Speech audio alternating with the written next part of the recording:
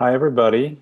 Welcome to FotoFest Creative Conversations Digital, the series that we launched about 10 months ago to find a way to disseminate our programs during lockdown. And it is, of course, something that we will continue as we move forward because it connects us with a great international, national, and local audience. So I want to thank everybody for coming here today and being engaged with FotoFest.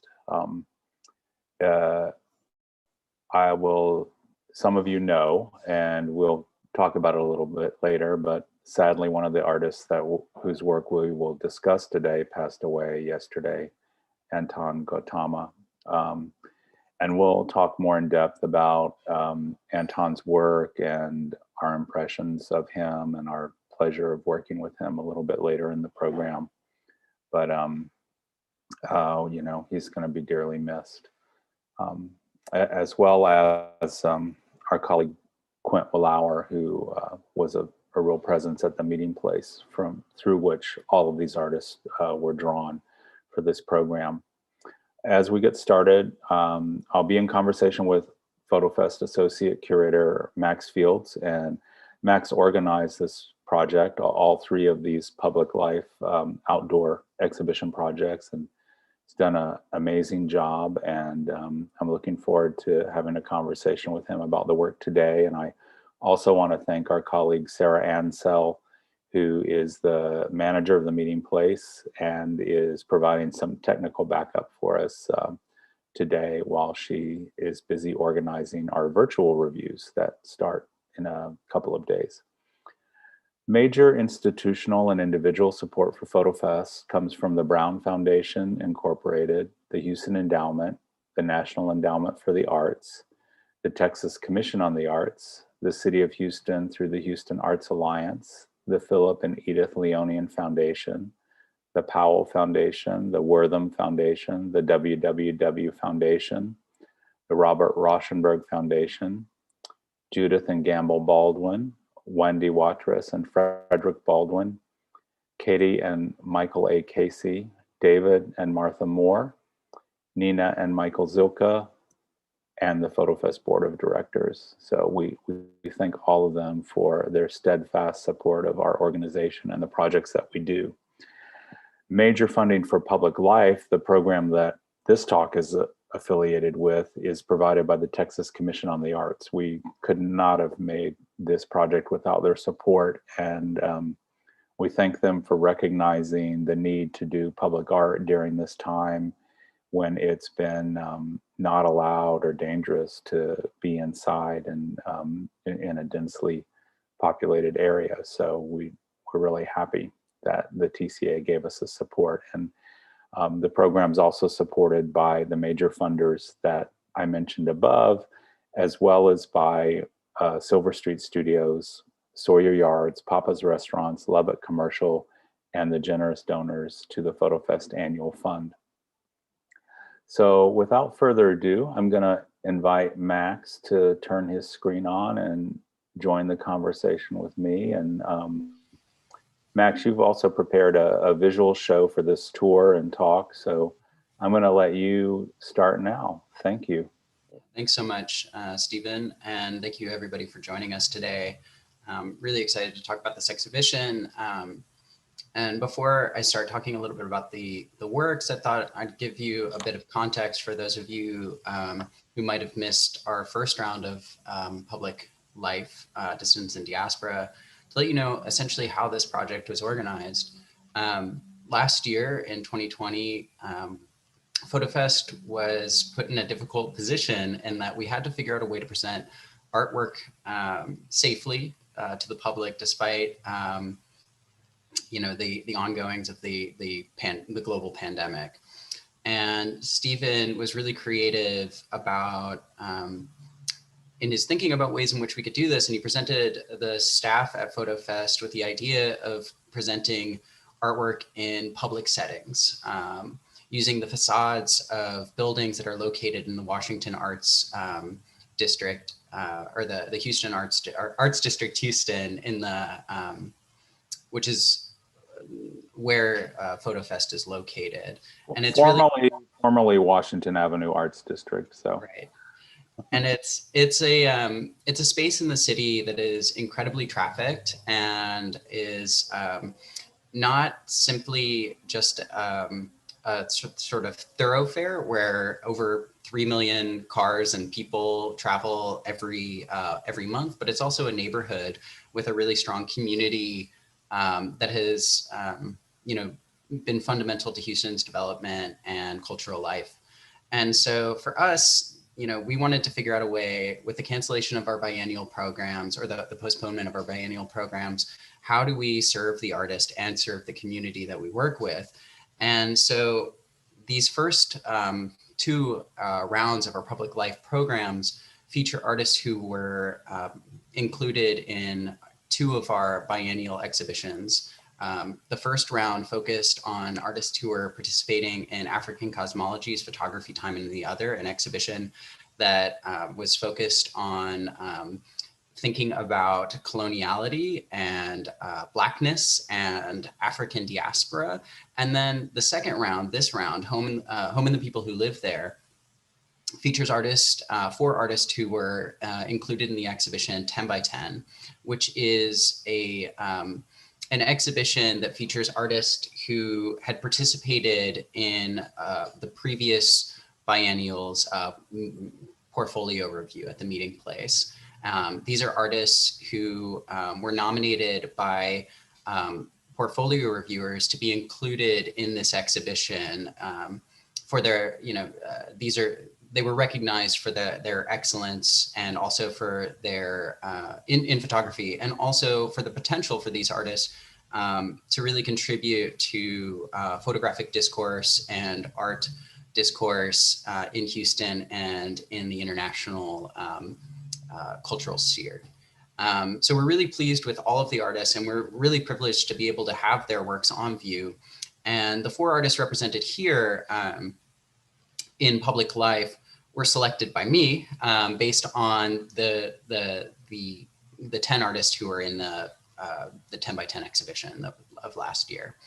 And in thinking about how to organize this exhibition, or how do you present not only an exhibition in public where you're not going to really know or see your audience or experience with them, I really began to think about, well, what does an art audience want to see now? And in thinking about that, I started to think about experiences that are shared by essentially a global population. And these ideas came out of conversations that I was having with artists as we were presenting Creative Conversations talks and working on organizing exhibitions for the future of FotoFest. And in these conversations with these artists, I would ask, how are you doing to these artists? And they would say, I'm at home. I haven't left my home. I'm, going through the doldrums of boredom, and I'm having a hard time thinking about returning back to quote unquote normal life. And so in thinking about that a little more and developing that idea, I thought it would be really interesting, while everyone is forced to reckon with their life at home, to present an exhibition that dealt with the complexities of that word, of that term. And rather than think about home as a place, right, as a domestic sphere, I started to think about what home might mean for different people, right? For various people living all around the globe. Home is not simply just a domestic sphere or a refuge. Sometimes it's not a safe space. Sometimes it's an idea. Sometimes it's a community of friends. Sometimes it's your colleagues at work. Sometimes it's a familiarity, and sometimes it's a distant memory. And so all of the artists in this exhibition, while their works are very different, they're all dealing with this idea of trying to interpret their relation to home as an idea, as a kind of precarious notion. And FotoFest has a long history of thinking about this through its dozens and dozens of exhibitions that feature artists who are drawing upon their experience as refugees or immigrants or migrants or laborers or domestic workers, or a lot of feminist artwork that we've shown is dealing with the idea of the domestic as a feminine space. And so this exhibition really fit in line with FotoFest mission. And, you know, what you'll see through the presentation of all these artworks, which I promise I'm going to get to, it's going to be a little more interesting than my floating head, is that, you know,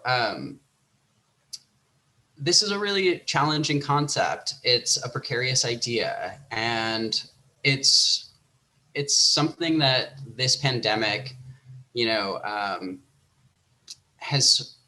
it's an idea that this pandemic has complicated. And I think it's a great time to think about these ideas and notions. So I'm going to bring up the artwork here, and we'll just kind of guide you through the presentation as it exists now. And so for public life, we're presenting these artworks as large scale. Let me make sure. Can everybody see the screen? Let me double check. I can. Okay, great. So this exhibition is installed on buildings throughout the Washington Avenue Houston Arts District Houston, on four separate spaces. One of them is FotoFest headquarters. Another one is right down the street from our headquarters on the Sawyer Yards building, which Sawyer Yards is the complex within which FotoFest is headquartered. Another is on Washington Avenue, and if you're a local resident of Houston, you're very familiar with this street. It's a major thoroughfare. And then another is on Sawyer Road. All of them are in walking distance with one another, and they're all accessible by sidewalks. So they're really easy to get to. Sawyer is a very, very busy street too. You know, I want to take this moment while you're mentioning Sawyer Yards and the geography of the exhibition. I want to thank Grace Zuniga of Sawyer Yards and also Marcy Dallas of the Arts District and Fresh Arts, who I don't think we could have pulled this off without their help. They helped guide us to who to approach and, you know, how, and it was really a tremendous help. So it's amazing to walk or drive around the neighborhood and see all this. On the screen now, this shot you have of Citlali Fabián's work is just really remarkable. That's the FotoFest HQ. Yeah, so this, and in addition to the folks that Stephen just mentioned, you know, when we approached some of these folks around Houston about utilizing their space, they were incredibly enthusiastic about the idea of giving back to Houston through through the presentation of art, which is really amazing, and you know, speaks to the ways in which community can form your idea of home. Right? Houston has been really good to me. I always say that when people ask me what it's like to live here, and that's kind of what I mean. It's a very supportive place to live, and it's a nice place to feel. To sort of earn a sense of belonging, or to grow a sense of belonging through community support. This work, as Stephen mentioned, is by Citlali Fabián, and it features a series of photographs, portraits that were digitally collaged together to make a new body of work. It's from a series. These photographs are from a series called Mestiza that were made by the artist between 2014 and 2018. And what they are they're ambrotype photographs that feature Citlali's friends and family who are from indigenous, have indigenous identities, right? Citlali is from Mexico, is from Oaxaca City, Mexico. And for this series, you know, she's featuring photographs of women who have grown up struggling with their indigenous identity in relation to the sort of European identity politics that have infiltrated and kind of colonized the cultural and political space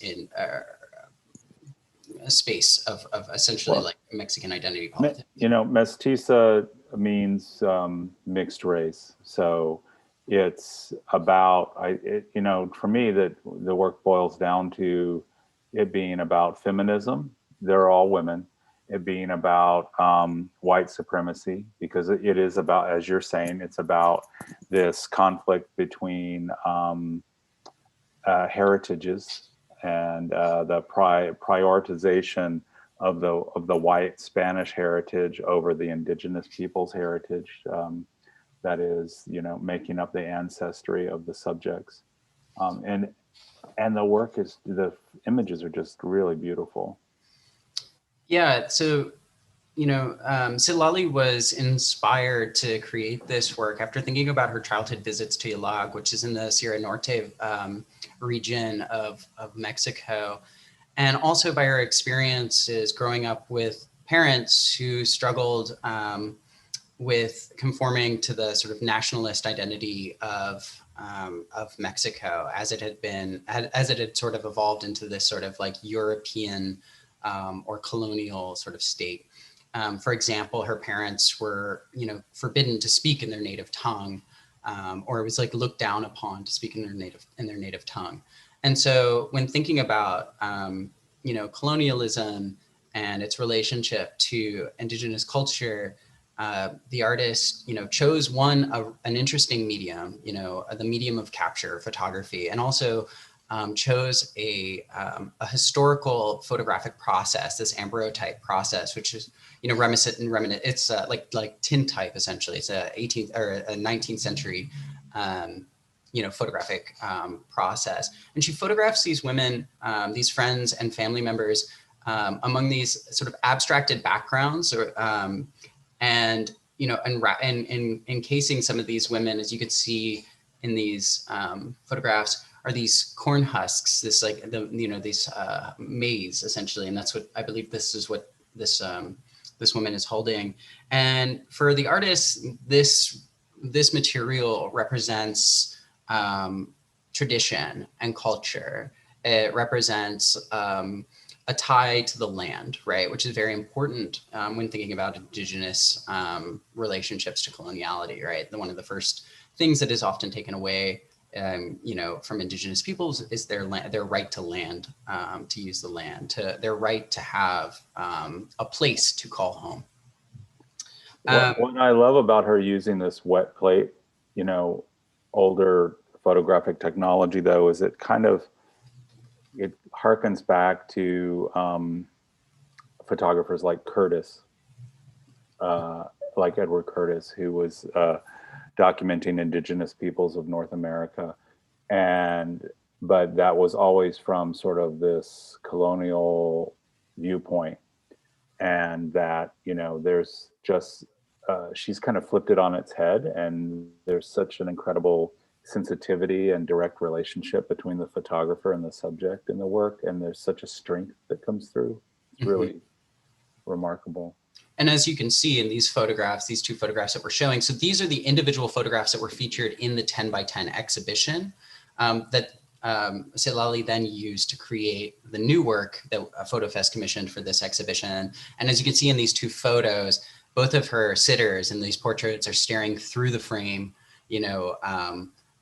at the viewer, reclaiming power, through the photographic process or within the photographic process. So we have had some ugly weather until today, basically. And so these photographs that I'm sharing with you of the installation images are, they're just iPhone photos. I'm just gonna be honest. But I hope they're, clear enough. I think this one was taken by Stephen himself. It's backgrounding his background here on Zoom. I took this the 2 days after you installed it, right before that big storm hit. And right after, excuse me.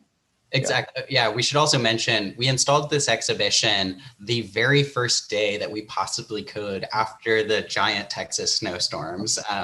Big thank you to Viable, who is our banner printers and incredible install team for making that happen. And so this is what the facade of FotoFest headquarters looks like right now. And this is how Citlali constructed a singular image out of this body of work.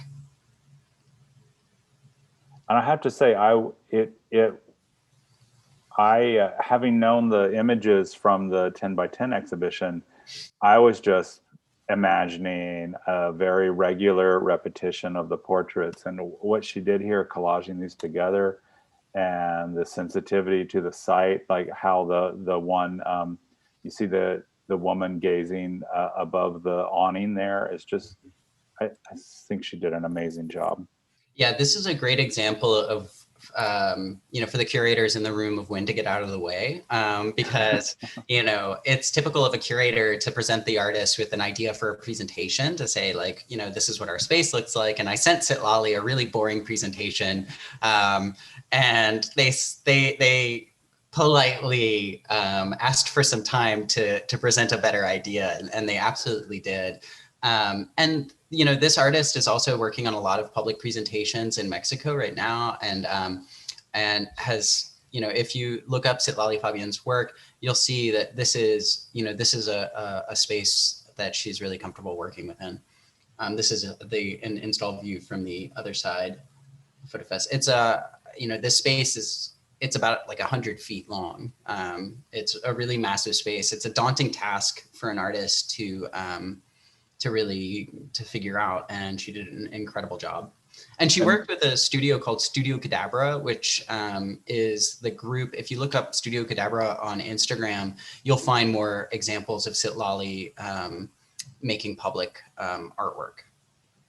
And so this is located on our HQ, which is 2000 Edward Street, Building C. But if you're driving and you use a GPS, put in 2110 Edward Street, and it'll take you right to the site.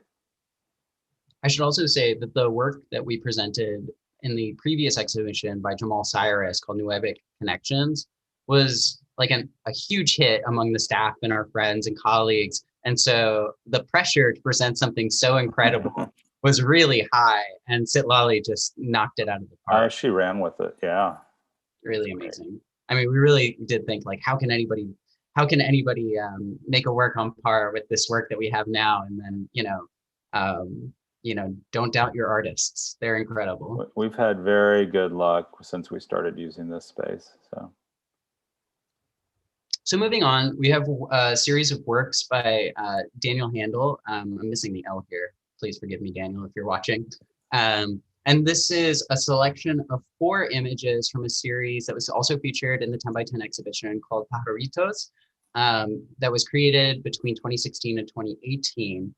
And the work borrows its name from a derogatory term used in Latin America to describe gay men. And it translates roughly to little birdie, or little birdies, right? It's the idea, the pejorative nature of the term is that gay men are somehow inherently considered effeminate,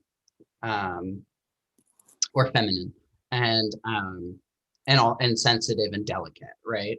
Daniel Handal is really interested in thinking about the ways in which masculinity and queerness relate to one another, how they are represented in visual culture. And so for this work, he thought about his relationship to this word, being that he's originally Honduran, and is now working and living in New York City. These two kind of cultural, very different cultural spaces where queerness has different lives and attachments, you know, to this in terms of its sort of cultural representation in the public sphere.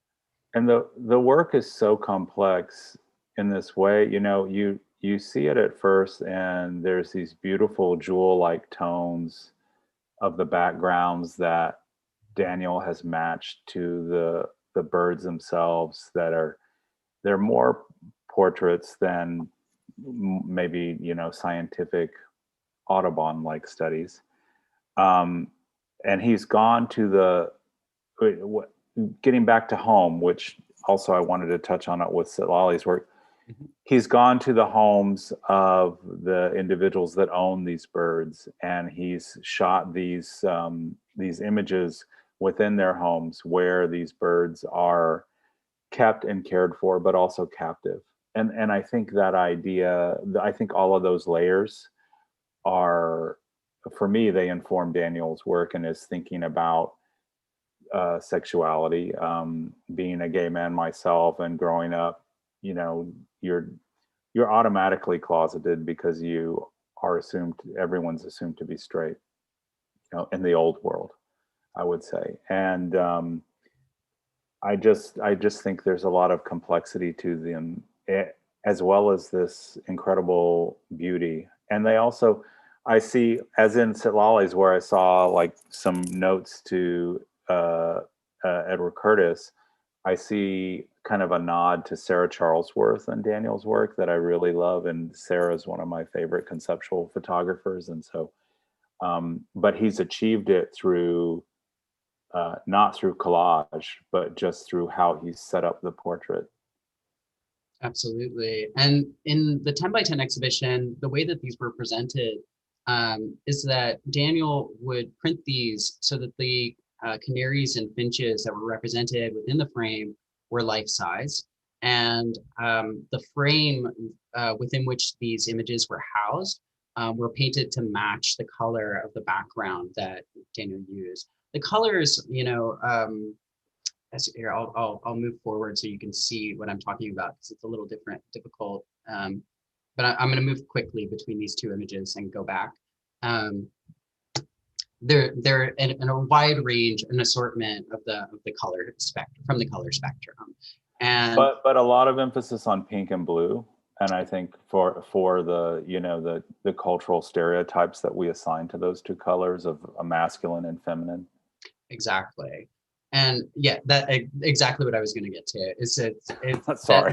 No, I'm glad. It's like that's Daniel Handal thinking about you know, the gender binary and the ways that it's represented through visual culture, you know. And then another thing that Daniel focused on that I think is really interesting is presenting two species of birds, of which there are many variations, right? These that are all subsumed under the name canary, or are subsumed under the name finch, right?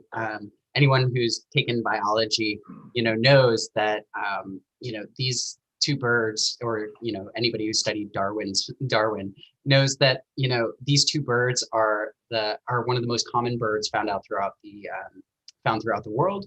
But their variations are unique and quite interesting. And so what you get is you get a representation of a single subject that has multiple identities and multiple relationships to a place, right?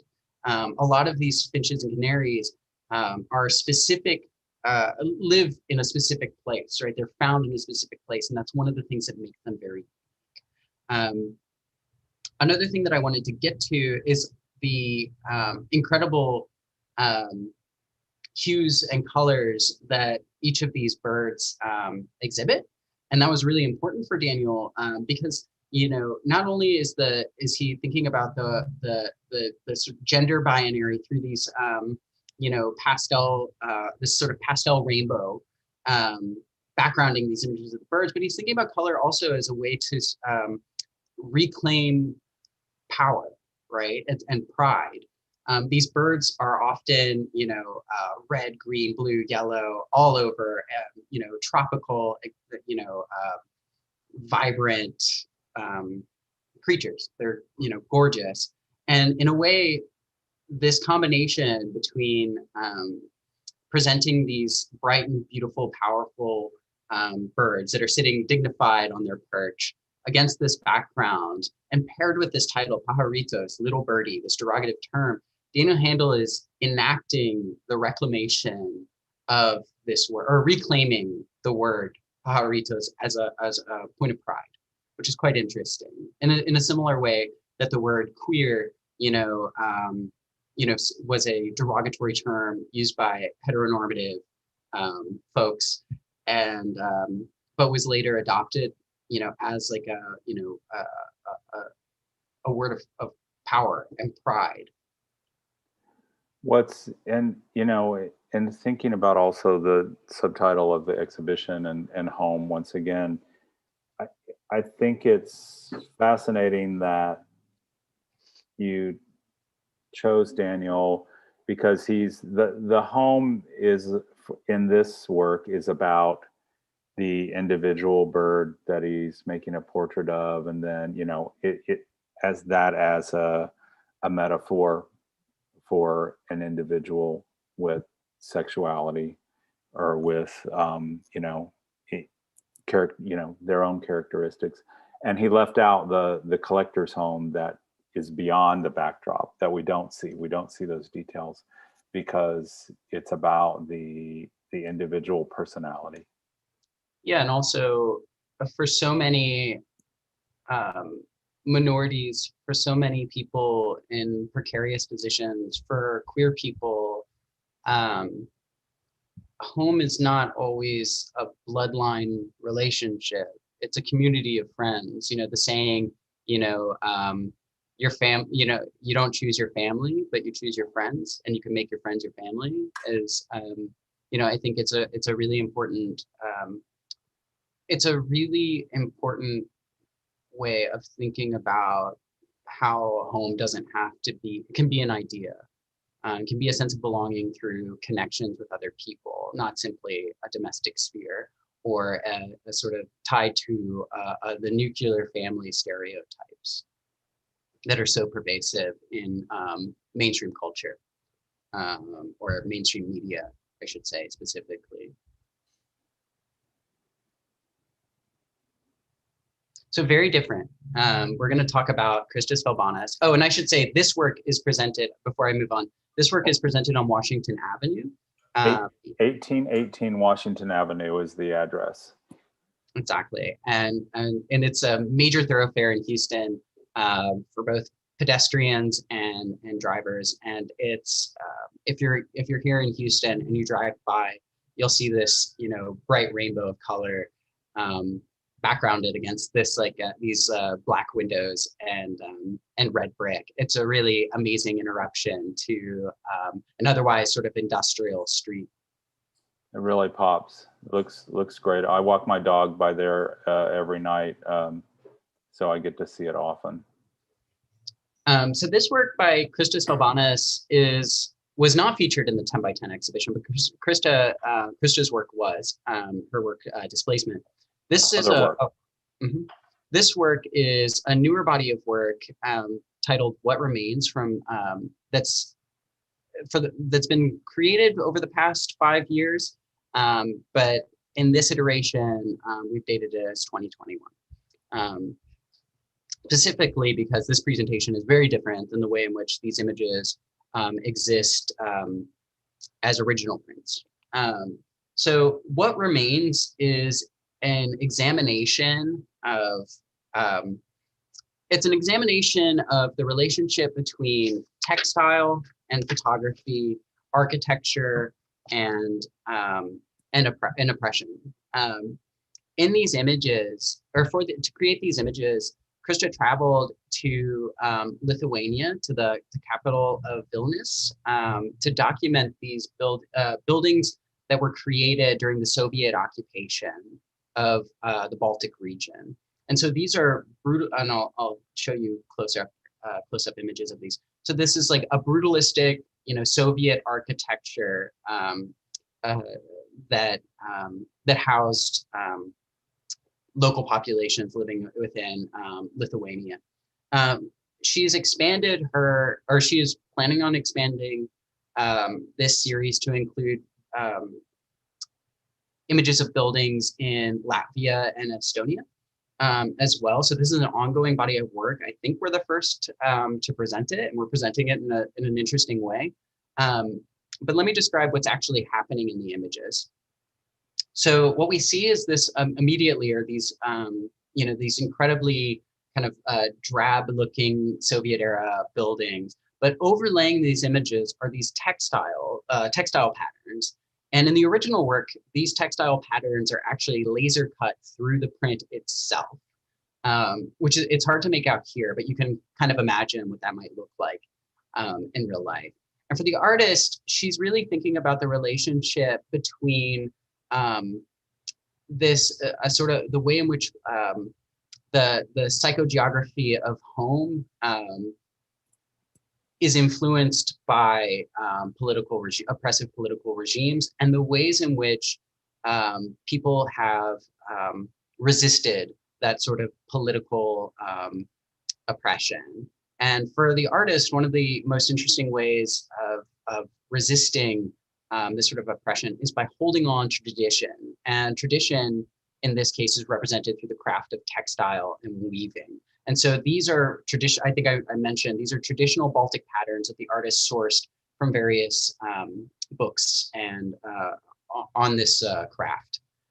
One of the interesting things that I read when I was thinking about the relationship between textile and photography that I had really never thought about is that the first part of the word textile is text, right? And so text, and if we've read Roland Barthes, we can think about the relationship between text and image, and every image essentially can be read as a text. It's a metaphor through which we can think about, a million ideas, a million words, right?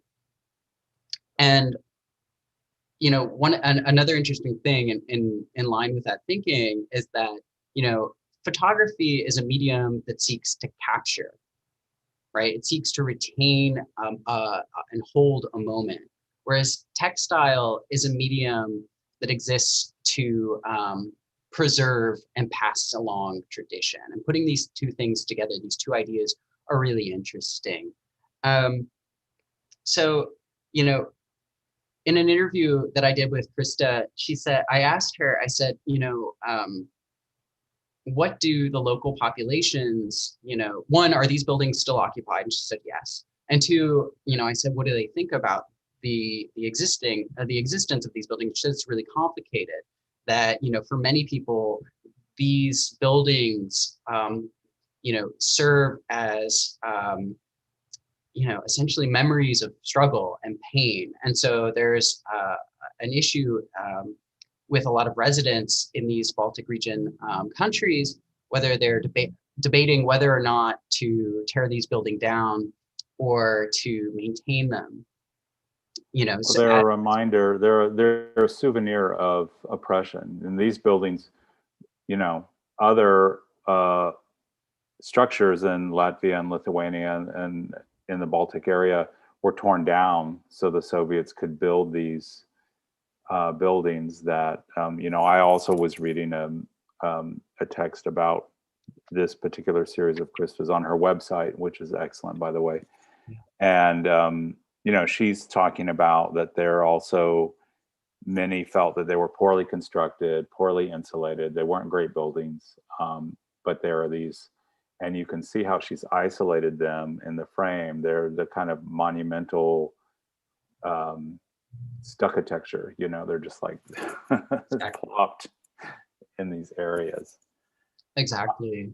I've been to Latvia and to Lithuania on separate visits, and my last trip to Latvia, that kind of culture clash between the Latvians and the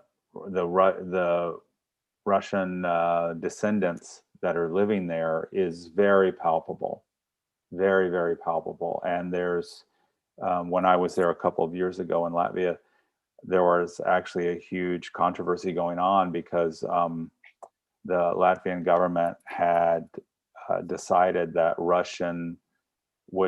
there are schools where Russian is the primary language. There were until recently, and they decided that those schools had to be shut down or to conduct their classes in Latvian. Mm-hmm. That Russian would no longer be the primary language of education for those schools.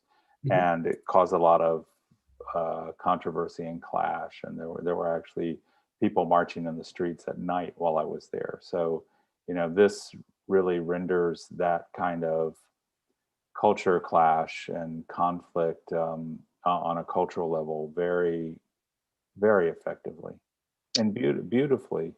But there's this intricate beauty to the textile patterns that's kind of contraposed against the starkness and the brutalist nature of the Russian architecture. Yeah. Yeah, and one thing that that I really admire about this is that it really makes you think about the sort of ethics of preservation, because one of the reasons that a lot of people are defending that these buildings, the idea that these buildings should stay, is simply because these buildings are still occupied today. And a lot of the residents who live in these buildings have called them home since the Soviet occupation of their country. So it's important for them to hold on to this space, because this was a space where essentially they defied political oppression. And many have been have been adapted and rehabbed too, if Yes. I'm understanding it right. That's right. In fact, when I was in Tallinn in Estonia, I visited one of these spaces that not represented in this body of work, but a similar space that was previously a Soviet occupied or a Soviet of Soviet architecture, and it had been repurposed as an artist studio and school for the visual arts in Tallinn. Had become an important cultural hub. It was quite interesting to be in a space that did feel like it was in the center of the panopticon of so the Soviet era, but that had been really had been repurposed, essentially like remade into a space of liberation. And so this is what we presented this on Sawyer Road on a building owned by a local restaurant group called Papa's Restaurant Group. Big thanks to them. And one of the things that I really love about thinking about what work should be presented on this building is that this building isn't the most attractive building. It's like, a hodgepodge of various tones of very industrial. Exactly. It's very kind of disappears. But when you position whatever works we placed on this work seem to work really well with this like kind of ocean blue background of the building, and these works kind of like blend in and add to the architecture and kind of imbue it with this like really interesting these really interesting aesthetics, and I'm always curious to the ways in which our audience notices this work, because people travel this road as they're going back and forth from work and home, or we have a big box stores down the road that everyone goes to go shopping. And I'm always curious to know how many times somebody passes by this until they notice it. And if they notice it because they're stopped by the trains that travel through this thoroughfare. Well, one of our colleagues in the area that works in the district told me that she was driving by and she loved seeing it because it was like suddenly there was art there. Yeah. And she loved seeing that and having that be her experience of the district. And this is, as you said, it's on Sawyer, and it's between Summer Street and Winter Street if you're visiting via car, bicycle, or walking tour. And we should plug the app too. There's a FotoFest app that you can use, and it has a map in it so that you can find all of the sites. And you can get to that app through the FotoFest website, which is really easy, www.fotofest.org. And I should give you a bit of context about the scale. So these images are printed as 10 feet tall by 7 feet wide, which is, it's hard to see in this image or get a sense of scale in this image, but they're massive. So you really are, standing next to them, you're really, these images really do kind of tower over you. Yeah, the bollard fence there is actually quite high. Yeah. So. Yeah, they used to like a mini crane to put these up, right? Because it's very tall. And so finally, Anton, we saved Anton for the end of this presentation. And before talking about his work, I just want to share how special of a person Anton was. It's very strange to say was. Anton was a very kind and generous artist. He was a huge supporter of FotoFest. He donated all of his artist fees back to FotoFest. He was incredibly professional and sweet. And every time I worked with him, he was overly generous. For a curator, one of the hardest things to do is to wrangle artists, right? Just being honest here, because artists live, precarious lives, and they're always doing one thing or the other. And Anton was someone whose life was incredibly complex because photography wasn't his only occupation. But when I would ask Anton to send me images and captions and a bio, he would send me spreadsheets with everything categorized and documented and outlined in a way that just made it incredibly easy. It was very scientific because he worked in the sciences, and it was always just it was just such a pleasure to work with him. And that's not always the case, with working in any field. So we lost a really good person. Very, as you said, very gentle, very kind, very generous. I had the pleasure of reviewing Anton's work personally and getting to know him a little bit through reviews here in Houston, but also in Singapore. And originally, our friend Lee Gimley, also known as Gwen Lee, chose Anton's work for the 10 by 10 show. And that's how we got to know his work even more intimately. But I'm very thankful that I had that time with him, and I echo everything you were saying about him. We were all shocked to receive the news this morning that he died just yesterday, and our love and sympathy go out to his family and to his partner, Stefan. Yeah, and this 10 by 10 exhibition and this public art project was a really important project for Anton, and he let me know that, and he was really thankful for the collaboration, and I was really thankful, and I feel indebted to him for making this project just a joy.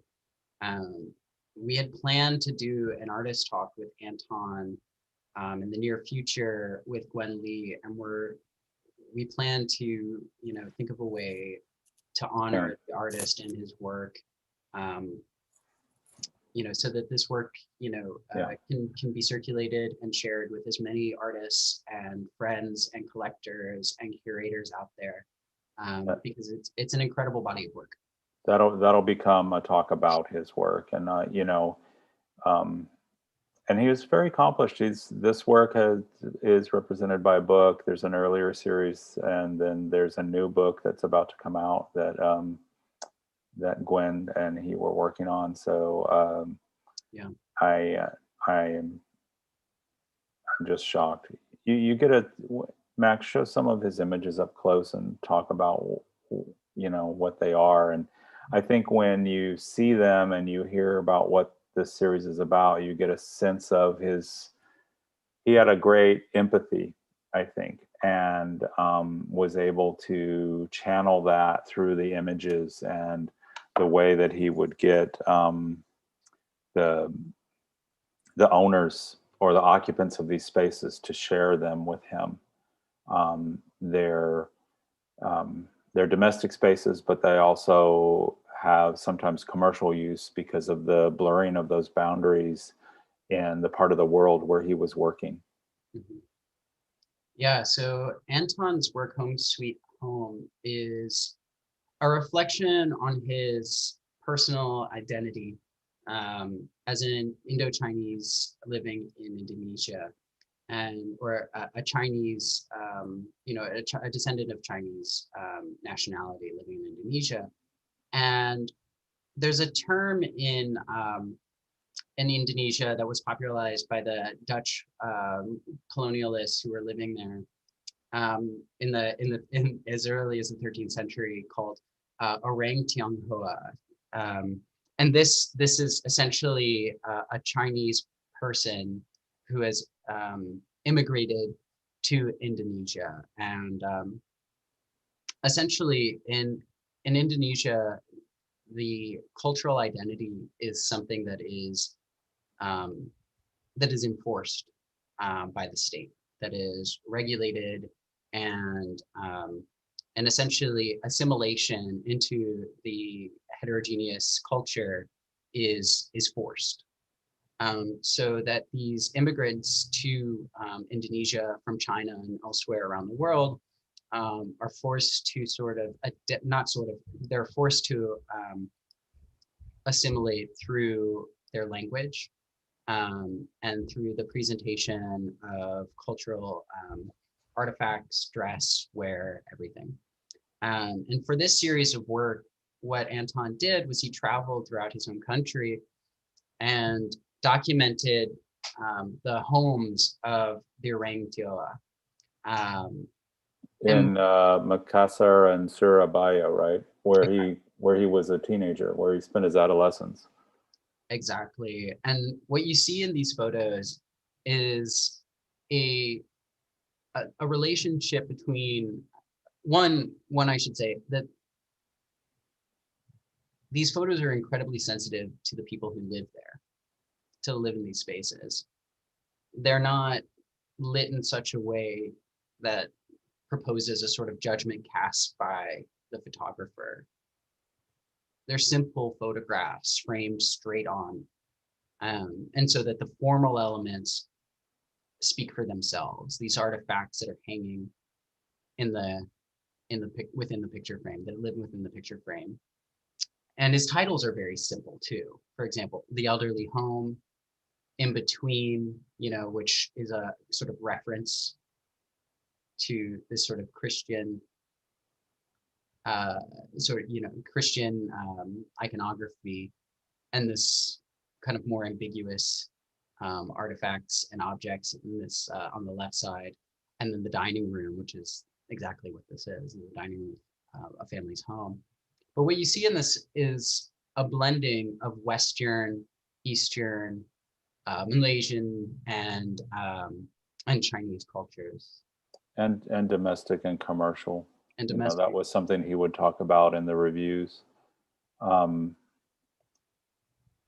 Yeah, and I was able to see this series develop over a couple of years, and he really refined it and made it extremely strong. There's, I think it was difficult for you to pick just 4 images because there's so many strong images in this series by Anton.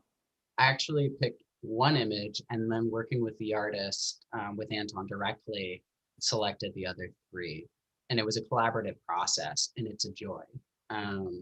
Anton was so generous that there comes a point, where you do, as a curator, you just kind of need to get out of the way of the artist and ask them, what are the works that you feel like that need to be seen? And together, we had this conversation, and the series of work, he's quite prolific in this body of work. There's so many images. He and I selected just a few, but yeah, I mean, this could cover the whole city of Houston, and we'd still have, and we wouldn't have a building left. We'd still have images. And so this is the presentation of these 4 images, and they're presented, right down the street from FotoFest headquarters on 2000 Edwards Street, and they're at eye level. These are also 7 feet by 10 feet, but they're essentially life size, maybe a little larger than life size. Yeah, you feel like you can step into them from the sidewalk. It's really very effective with these particular images. And this is, if you GPS 2000 Edwards Street, I think it'll take you to just to the beginning of this series of 4 images here. And each one of them, if you are able to come out and see them in person, there's also a panel that gives you a little bit of information about the project and the artist alongside the series of images by each individual artist. Exactly. So, I want to be mindful of the time and allow a little bit of space for our audience to ask any questions if you have any. And And also just to mention, while we're waiting for questions to come in, should you have some, that we have scheduled several artist talks for the near future.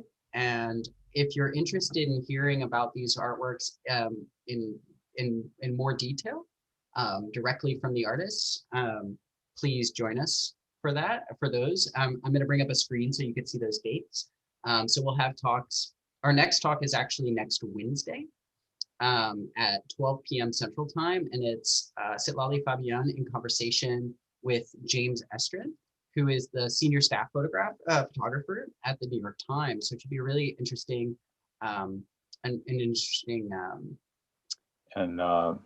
Yeah, and Jim also, of course, is a longtime editor of Lynn's blog at the Times, or Lynn's, which is on a temporary hiatus, but I think will return eventually. And he organizes the New York Times photography review that happens in New York City. So he's quite a force, and we're really thankful that he chose Citlali's work. We've got a question via YouTube that's come up, Max, and it is someone is asking if the outdoor panels have QR codes that will direct the viewer to more information about the artist. Yes, we do, and these are on each. So I didn't include them in the iPhone photos, but we have panels before each series of works that features information directly about the artist and the artwork. And on each of those panels is a QR code that will direct you to our application, or the FotoFest app, which you can download via the Android or Apple store. Or you can simply visit FotoFest's website, and on the front page, if you scroll down, you can select FotoFest app, and it'll pop up on your mobile phone, and you can learn more there. So absolutely. And they're usually they're to one side of the of three of the artists' work, and that for Citlali's on the FotoFest HQ, the information is actually on the front door in the center. Someone's asking what material the works are printed on. Yeah, so all of the works are printed on as like vinyl banners. We work with this incredible company called Viable Retail, and the team they're usually printing banners for things like restaurants or like local grocery chains to advertise, their sales, or it's Hatch chili, season. So get your Hatch chilies. But during the previous biennial, we approached them to print a series of vinyl installations inside of our building, and also all of the banners on the outside of our buildings. And we asked them we had a really strange request. We said, could you give us a test print of this work by an artist named Ernest Cole, whose the tonality of his black and white images are, it's critical that they're represented well and on point. And they said, no problem. And they presented us with what looked like a dark room print processing test of different hues of black and white. And that's when we knew we wanted to work with these people, because they were really particular. And also, they are incredibly excited to work on something that isn't Hatch Chili Month. This is an opportunity to I'm sure they're very excited about their Hatch Chili work too, Max. But it is true. The art is very special for them, and they enjoy it. And it's also a challenge. All four locations that we ended up getting are very distinct and have their own distinct requirements in terms of the installation. And I would say maybe one of them is kind of easy, and the other three are really difficult. Absolutely. So Jason and his team did a great job. And we used them also in the 2018 when we did a banner. It was a different company name, but it's what the company evolved into. And they did a banner for us for Shilpa Gupta that was really awesome.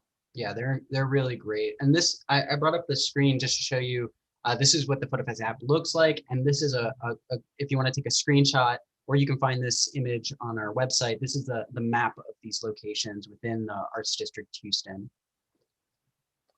And we have another question. Do you solicit or have a way of documenting feedback from the public, and how is this done? I think was what it was supposed to read. And does it impact future exhibitions? Yeah, I mean, right now, we don't have a direct way to do that. And I think that's a really interesting idea. Most of our feedback has come through public programming like this, or through our social media accounts like Instagram and Facebook, where we get, that's essentially the comment box of every organization today. I think I think it's an interesting idea. I think because of the conditions surrounding the pandemic, it's quite difficult to do that, to create something like a pen and paper where people could drop in their thoughts and reflections. But we have we have social media, and we get feedback from that. We also do surveys, and we do surveys at in-person programs, but also through these digital programs that we've begun. And we should see if we can do that through the app somehow. I think that's a really great, that comes from Carlos Diaz. Thank you, Carlos. That's a great question. And, I think we're always listening to feedback. We always want to be mindful of our mission, and to not stray far from that, but we really do appreciate feedback, and it does inform us. And after our programs, the FotoFest crew gets together and does if you went to art school, we do a very intense studio type critique that is no holds barred, where we talk about what worked and what didn't work. And it's kind of legendary at FotoFest, actually. And I hadn't seen it at other institutions that I'd worked at before I came here, and I think it's really valuable. So getting that from the public is helpful too. From our social media, we've had overwhelming support in terms of, our audience there. And also a lot of people have been replying to our emails. Also our peer institutions, just this week, Art League Houston, another incredible arts organization in Houston, the director and curator there emailed me asking how we did this, and asking for sort of best practices of how to present public art on your building, because, a lot of arts organizations are trying to rethink about how they interact with their public. And, FotoFest was very quick to act. That's very much Stephen Evans, credit to Stephen Evans on that. And I think we're the first, if not only, public art exhibition taking place in Houston outside. Actually, since the pandemic has gone on, we should thank the Texas Commission on the Arts again for making that possible. They saw the strength of our proposal, and through the cultural district program, we were able to receive the really vital funding to make it happen. We couldn't have done it without that, and they really were tremendous in seeing the vision and helping us achieve that. Absolutely. And Max, you and the staff have also been, likewise tremendous in mobilizing for talks like this and projects like Public Life. I'm really happy, and I hope the audience is happy too. And those of you that are in town, I hope that you can come see it. It's really worthwhile. And I'll let you say any closing remarks, and then I'll do the sign off. No, I just want to thank everybody so much for joining us today. It means a lot to have your attention, enthusiasm, and support. It makes organizing projects worth it. So, thank you so much for your attention. Please, spread the word so that, people can see the artworks on view. These are easy to see. You can stop at Sonic and get a shake and drive by very safely, mask or no mask in your car.